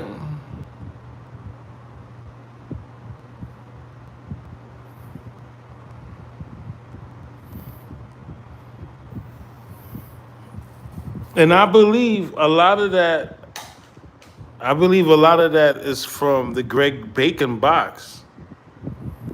I believe a lot of that audio,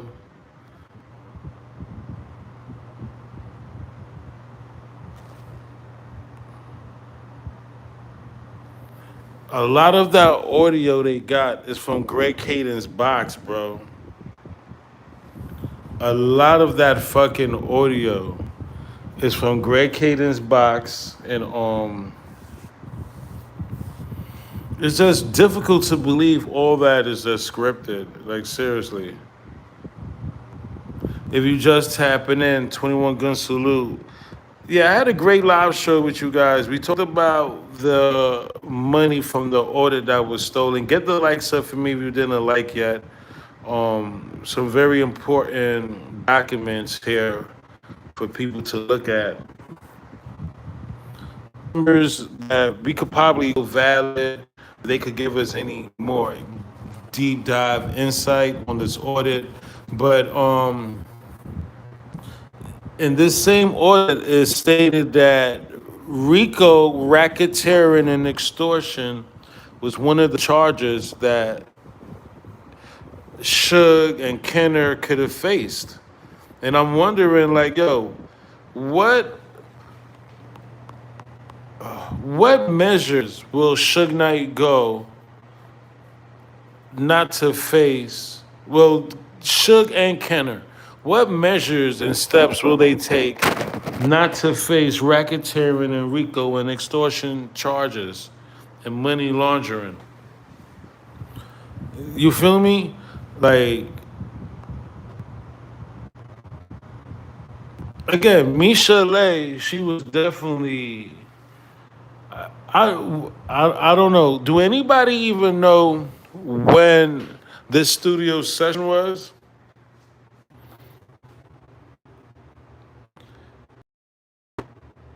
That would be a great lifeline. When was this studio session?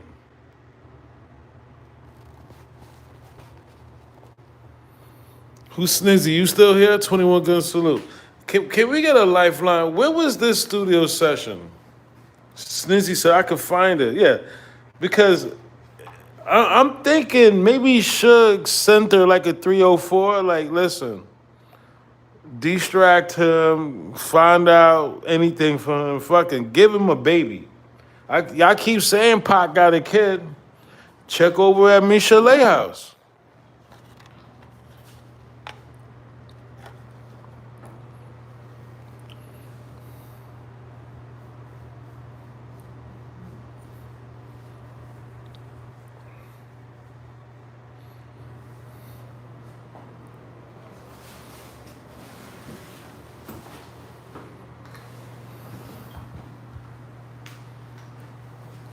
Word, Snizzy with the lifeline facts.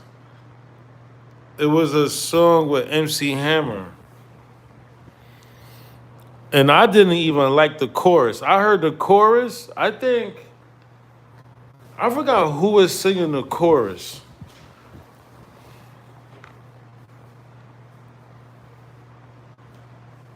It was a song for MC Hammer. Who was that singing the chorus? I didn't like the hook.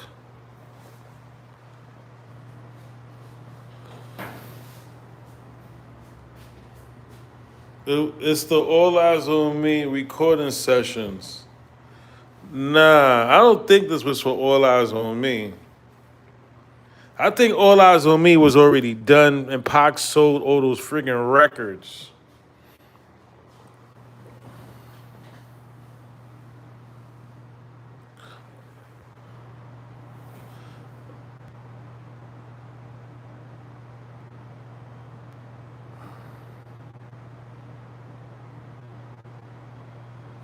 It's like a long hour video on YouTube. She was wearing the same bullshit. Yo, that's funny as fuck. Yo, that audit, these documents, bro, is vicious because this was robbing Pac.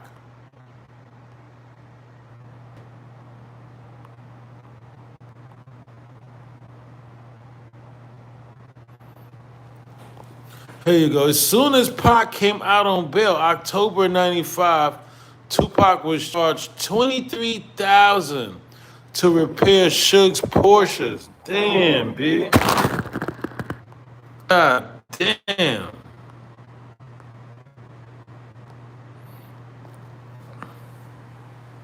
Isaiah Hunt said it's like February, March.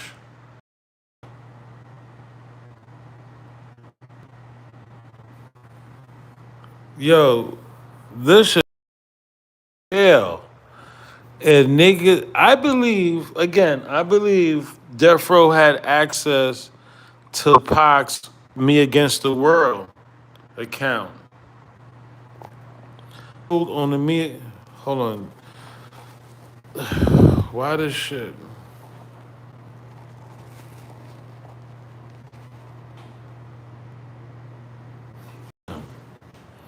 YouTube is like acting stupid. Yeah, whatever Pac sold on the Me Against the World album, I think that's what Jimmy Iovine and who else? Ted Fields, whoever, Tom Wiley, whoever. I believe whatever he sold on me, they had access to that credit limit. Drop comments below. Because it doesn't make sense for my ninja to be fresh out on bail and in October '95, they already making charges to his account.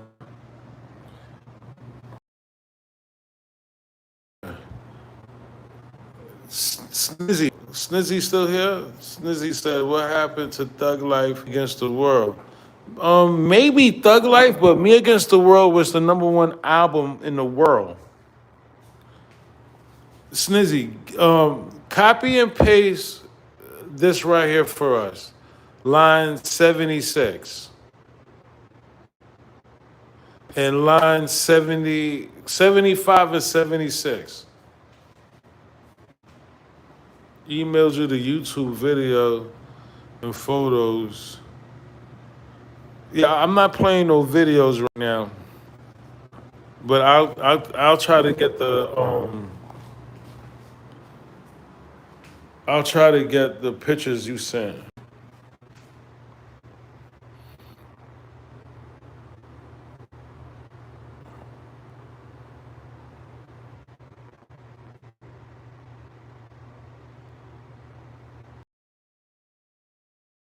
This count is based on Racketeer Influence Corrupt Organizations Act titled what's that, 9 of the Organized Crime Control Act of 1970 as amended 18 USC sections 1961 to 1968 RICO. Knight, Norris Anderson, Kenner, and unknown employees or agents of death row are persons within the meaning of 18 U.S.C. Section 1961, which defines persons to include any individual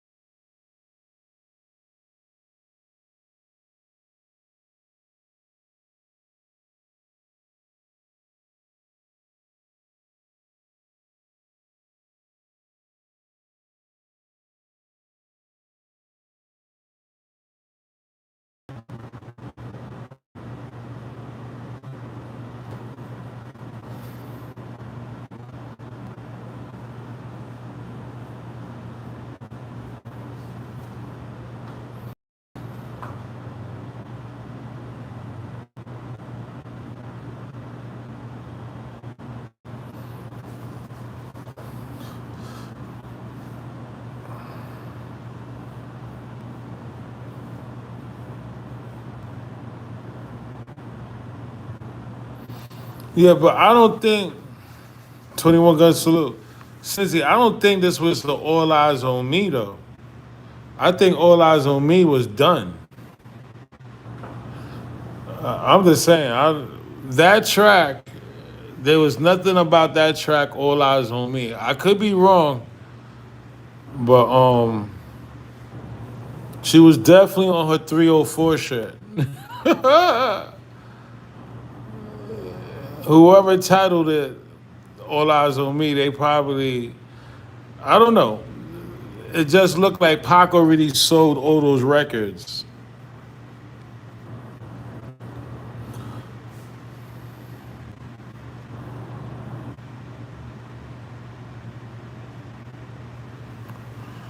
I'm telling you, it was for Hammer. Bro, I'm not debating. Y'all niggas, SC Native, I wasn't debating it. Okay? I'm just saying. I'm answering who Snizzy, who said when he did the Lifeline, it was under the All Eyes on Me.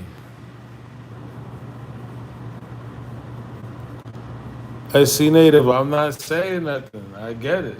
What do you want me to say? I'm replying to who Snizzy, who actually did the Lifeline for us. But anyway, as we continue on, yeah, these ninjas, they was literally, um, that record was gonna hit them over the fucking nostrils, b. And sure that night,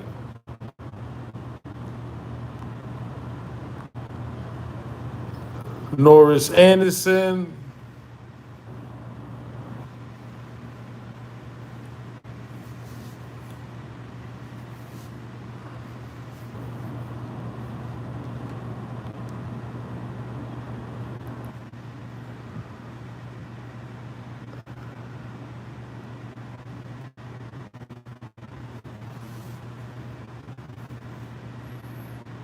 David Kenner, them niggas was gonna, yo, them niggas was gonna go under the fucking bridge.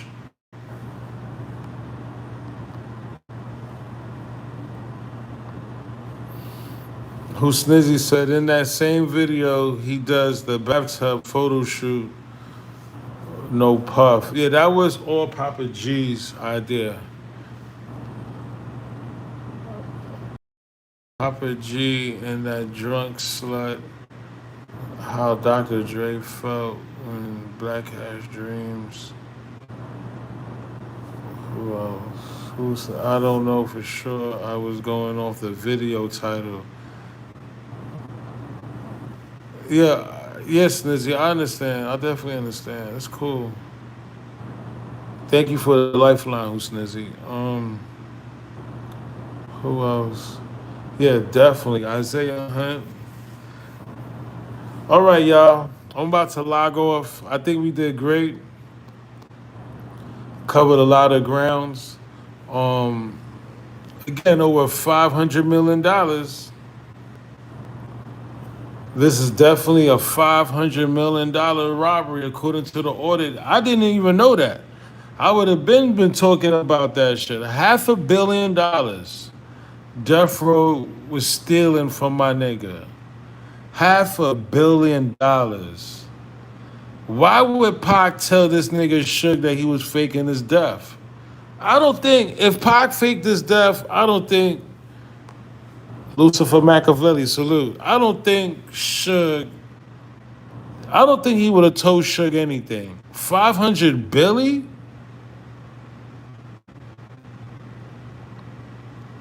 I don't think he would have told Suge like, look, I'm faking my death. Even when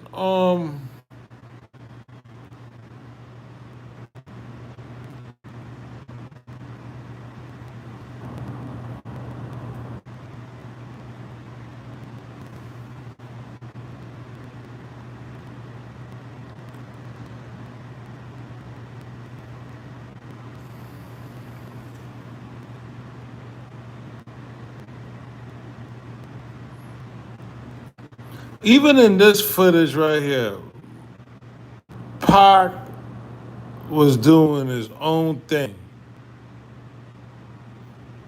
If this is Tupac, if you believe this is Pac, this guy had his own agenda and he was not fucking with Suge. He was doing his own thing. He was out. Buntry was leaving. Suge was leaving. But Pac, he was straight on. Right? Yo, who's Snizzy? Thank you for the lifelines, my G. As we continue on, $500 million, bro. Some serious shit. That's a lot of money. Even Russell Poole, the first real detective, is saying Suge and Reggie, you know, they was involved with the homicide. So yeah, we're gonna continue. I got the audit Feeney picked up, and I got a few more pages to go over and some more documents. So we definitely gonna lock in. Range Gang, thank you for tapping in. As the saga continues, the Keefe D trial era. Yo, it's a lot of shit. This shit is like a fucking movie. To my ninjas on the run, stay the fuck out the way. Range Gang salute. Little Jones, who's Snizzy. Lucifer Machiavelli. SC Native, Valley Green Giant, Black Cash. Isaiah Hunt. Evil Lamar.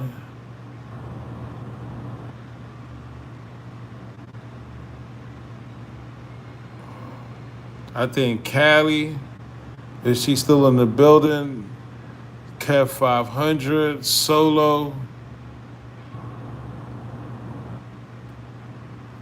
King Crazy. Because I don't think I gave any great shout outs. The K20 EG, Jay Savage,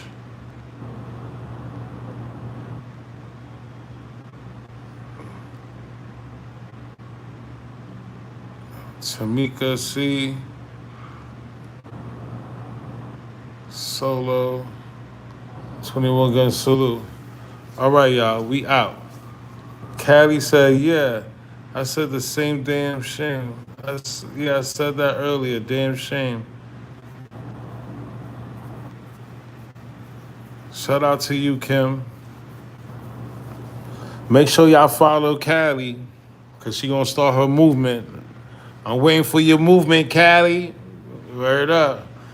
All right, y'all. 21 Gun Salute. God bless y'all. Love y'all.